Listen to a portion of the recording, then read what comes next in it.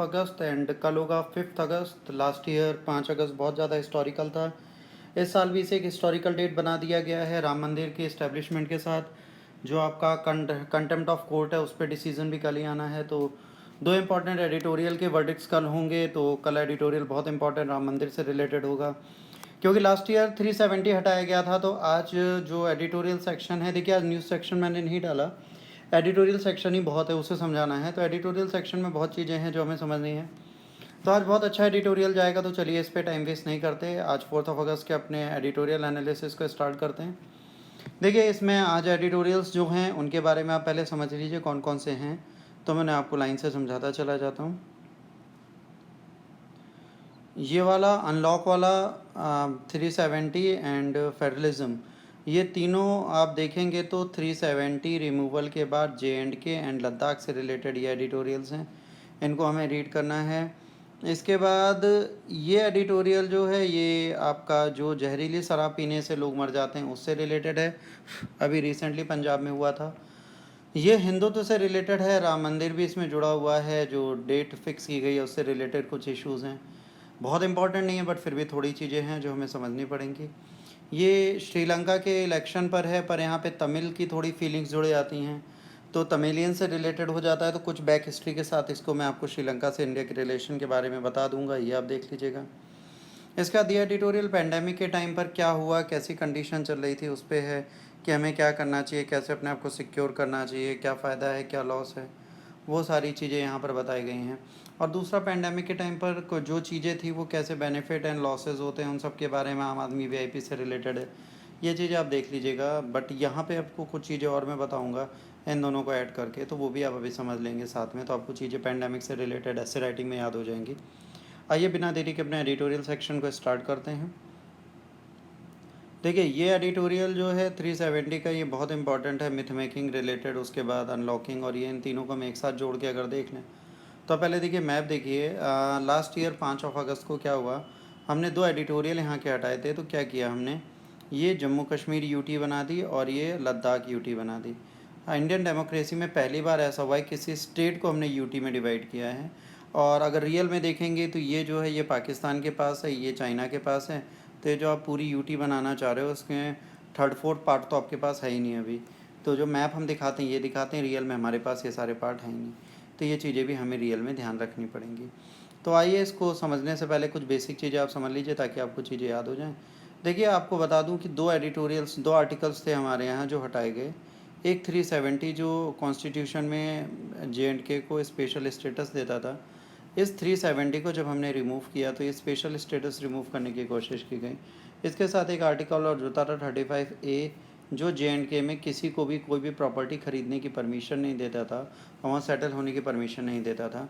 दूसरा, JNK में dual citizenship चलती थी। तीसरा, उनका खुद का एक फ़्लैग होता था। चौथा, यहाँ पर वज़ीर आज़म होते थे और इन्हीं को PM भी बोला गया है काफ़ी सालों तक। उसके बाद इन्हें CM बोले लगे, इनकी प्रोविज़न अलग होती थी। JNK को स्पेशल स्टेटस के चक्कर में कई सारे डेवलपमेंट हिंड्रेंस होते थे। दूसरा, मैं अपना इंसिडेंट बताऊं कि मैं पहलगाम गया था। मैं अपना बता रहा हूँ, मैं एक्सट्रीमली सॉरी अगर किसी को बुरा लगे, बट मैं जब पहलगाम गया था, अगर JNK का कोई बच्चा देख रहा तो उसके लिए भी सॉरी, बट मैं जब पहलगाम गया था तो वहाँ पर मैंने वहाँ पे पहलगाम में सबसे बड़ी बात थी कि वहाँ पर आप टैक्सी अपनी नहीं ले, वहाँ पे आपको टैक्सी उन्हीं की लेनी पड़ेगी जो आप हायर करके JNK या श्रीनगर से ला रहे हो, वो नहीं चलेगी। उनका खुद का एक टैक्सी एसोसिएशन है, तो वहाँ से टैक्सी लेके आप पूरा पहलगाम घूम सकते हो। तो जब मैं पहलगाम पहुँचा और मैंने वहाँ पर टैक्सी ली तो उस टैक्सी ड्राइवर ने मुझसे एक चीज़ बोली जो मुझे आज भी याद है, मैं उसे भूला नहीं।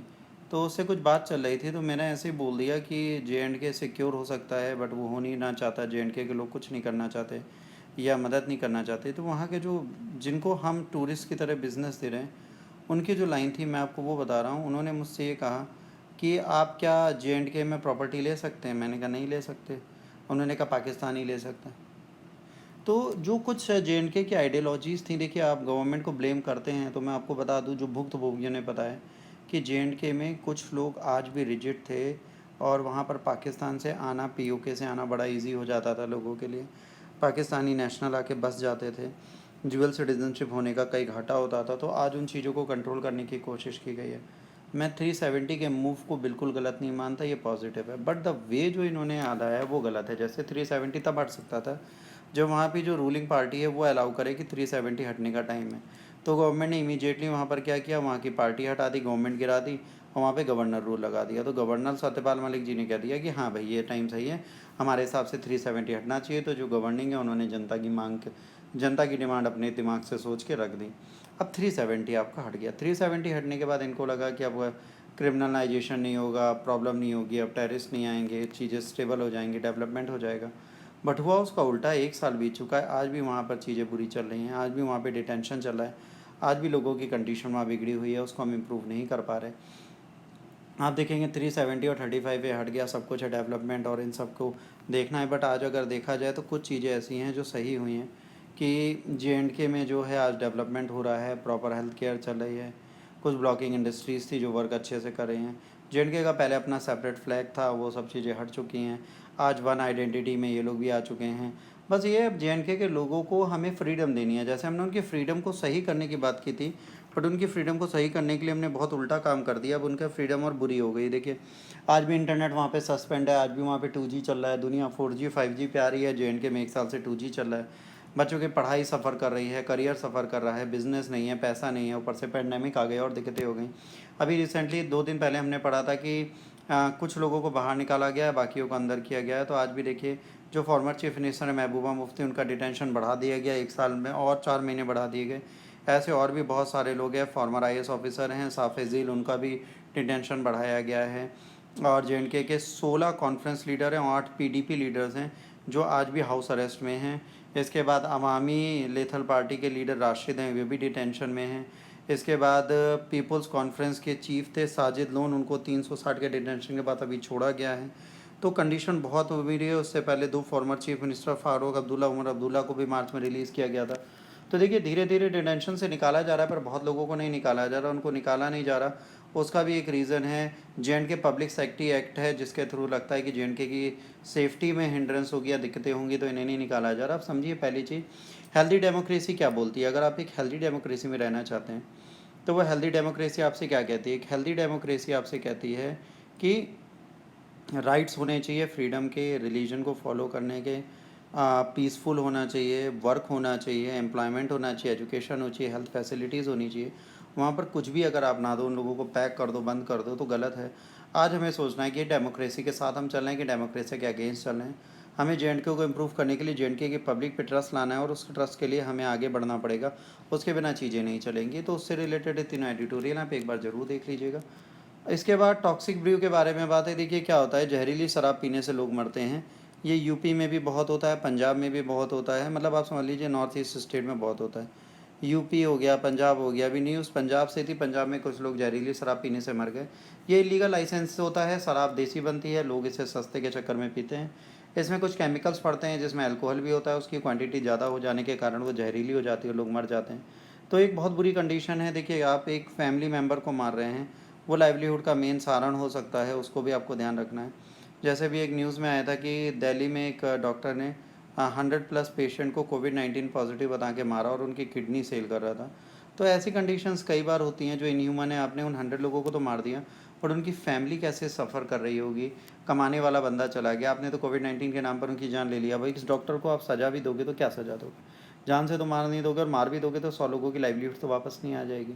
वैसे जहरीली शराब बनने वालों को तो आप पनिश कर सकते हो, बट अगर इसको पहले से आप प्रिकॉशन में रखो और इसको कंट्रोल रखो तो कोई लोग तो ना मरें। तो इसके बारे में हमें ज़रूर सोचना चाहिए।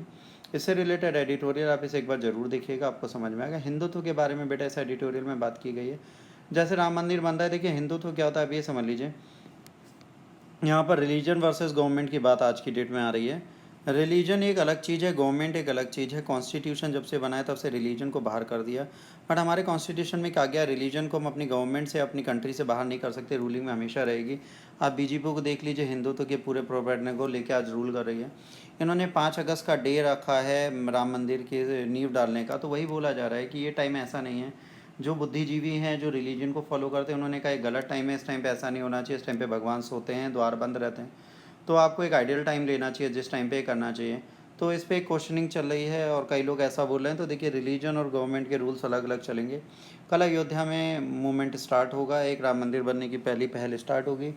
थोड़े दिनों के लिए अयोध्या, 2 दिनों के लिए, 3 दिनों के लिए बंद है, खतरा है। देखिए पीसफुल रहता है कि नहीं रहता। दूसरा कर्फ्यू लगाया गया है JNK में 2 दिन का, तो 2-3 दिन कोई बाहर नहीं निकलेगा, डर से कि जो एनिवर्सरी 5 अगस्त की होगी उस दिन वहाँ पे वायलेंस हो सकता है। तो इसके लिए लोग बहुत एक्टिव रहना चाहते हैं, तो वहाँ पर भी एकदम सबको हाउस अरेस्ट कर दिया गया। प्रॉफिटिंग ड्यूरिंग द पैंडमिक, कई जाहिर सी बात है बहुत सारी चीज़ें ऐसी हैं जिन्होंने ओवरचार्ज किया है। जैसे पैंडमिक ने बहुत लोगों को बुरा किया, पर बहुत सारे ऐसे लोग हैं जिनको फ़ायदा दिया। जैसे डिजीज़ आती है तो फ़ायदा होता है, हॉस्पिटल्स को, प्राइवेट को फ़ायदा होने लगा पैंडमिक में। आज कोविड-19 से 5 से 12 लाख रुपए वसूलने वाले हॉस्पिटल्स भी हैं। मास्क ओवर प्राइजेस वाले बेचे गए, ठीक है। और प्राइवेट हॉस्पिटल देखिए 1 लाख से कितना 7-7 हज़ार एक एक दिन का चार्ज कर रहे हैं। उसके बाद मास्क हो गया, उसके बाद सैनिटाइज़र हो गया, अदर स्टफ़ हो गए, PPP किट्स हो गई। तो ये पर्सनल प्रोटेक्टिव इक्विपमेंट किट्स जो हैं, तो ये सब जो PPT किट्स, इन सब की हालत बहुत बुरी थी। चीज़ें आज बहुत बुरी हैं। तो जाहिर सी बात है पैंडेमिक एक्ट्स के अंतर्गत डिजीज़ मैनेजमेंट एक्ट जो है इसके अंदर इसे ऑफेंस मानना चाहिए। और कोविड-19 में जो प्रॉफिट मेकिंग एजेंसीज़ हैं जो जानबूझ के प्रॉफिट बना रही हैं पैंडेमिक में, इनको पनिश करना चाहिए, गवर्नमेंट को सामने आना चाहिए। तो ये पैंडेमिक किसी के लिए मिजरी है तो किसी के लिए बहुत ज़्यादा प्रॉफिटेबल कंडीशन लाया है। तो इस इंसिडेंट को देखते हुए हमें देखना चाहिए ह्यूमन लाइफ से ज़्यादा इंपॉर्टेंट प्रॉफिट नहीं होता। तो इस प्रॉफिट के बारे में इसमें बात की गई है। इसके बाद ये आपकी श्रीलंका के बारे में है, तो इसको आप यहीं पे समझ लीजिए। देखिए श्रीलंका, हमारी कंट्री में जो पॉलिटिक्स चलती है वो स्टेट से ज़्यादा इंटरनेशनल रिलेशन चलते हैं। जैसे अगर हम श्रीलंका से रिलेशन अच्छे कर रहे हैं तो हमें तमिलनाडु को ध्यान रखना है, क्योंकि वहाँ पर श्रीलंकन तमिल्स रहते हैं। ये क्या हुआ था, जब हम कॉलोनियल फेज़ में थे उस टाइम पे इंडिया से ज़बरदस्ती श्रीलंका में टी प्लांटर की तरह लोगों को ले गए। तो तमिल्स वहाँ आसपास के, मान लीजिए श्रीलंका है तो इन जगह पर तमिल्स बस गए थे। तो ये तमिल्स वहाँ पर रह रहे थे, तमिल्स रहते थे, तो तमिल्स वहाँ पे थे। उनकी कंडीशन ऐसी थी कि वो वहीं पे रहना पसंद करते थे, वो वहाँ से जाना नहीं चाहते थे, वहीं पे बस गए, तो वो श्रीलंकन तमिल्स हो गए और उनकी कंडीशन आज थोड़ी बुरी चल रही है। अगर आप मैप को ध्यान से देखेंगे आपको पता चलेगा कि ये लोग कहाँ रहते हैं और कैसे रहते हैं। तो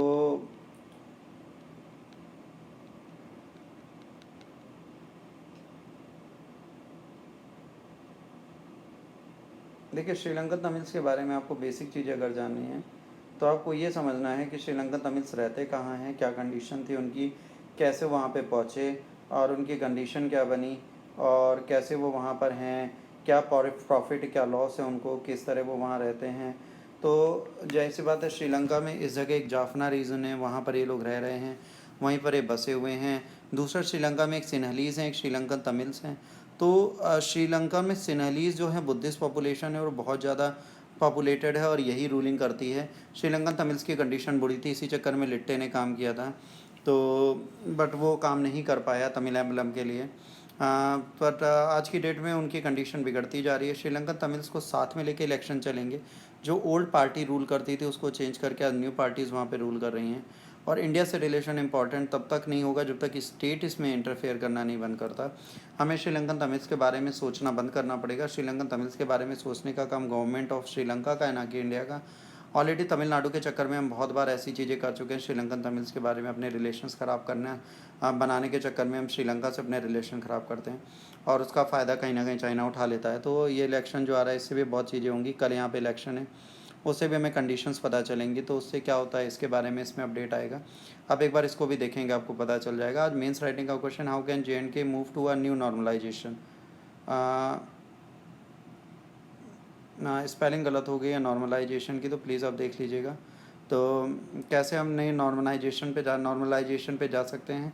1 साल के बाद जब ये आर्टिकल 370 और 35 पे रिमूव हुआ, इसके लिए आप सजेस्ट मेज़र करिए कि कैसे गवर्नमेंट इसे पीसफुली आगे बढ़ा सकती है।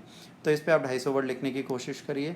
आज के लिए बेटा इतना ही। अगर आपको एडिटोरियल और आर्टिकल सेक्शन अच्छा लगा तो प्लीज़ लाइक, शेयर और कमेंट कर दीजिएगा। अगर आपको डिसलाइक करना है तो प्लीज़ डिसलाइक करिए। जो भी इम्प्रूवमेंट लेक्चर में आपको लगता है मुझे करना चाहिए, मुझे सजेस्ट करिए कमेंट बॉक्स में या पर्सनली मेल करके। मैं डेफिनेटली उस पर ध्यान दूंगा और उसको आपके लिए इम्प्रूव करूँगा। आज के लिए इतना ही बेटा। God bless you all, take care, stay fit, stay healthy.